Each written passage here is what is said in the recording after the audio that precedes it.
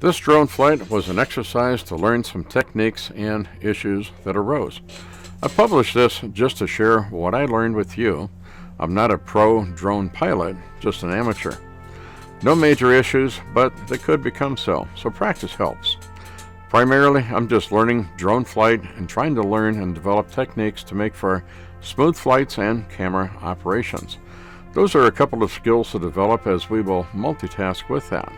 At least 3 things. 1, flight control. 2, smooth maneuvers. 3, camera operation.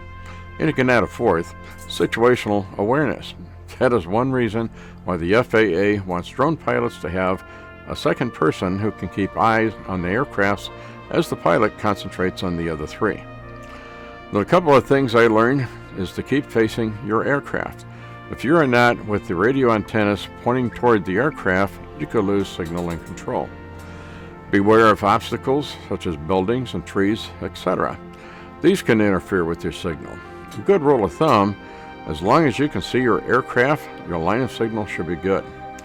So if you fly to high heights as I did, have a flashing collision light on the bottom side of the drone so you can see it, whereas its small size may be unseen in the sky. I use 2 lights, white on the bottom and red on the top. The Lume cubes I use only weigh 4/10 of an ounce or 12 grams each.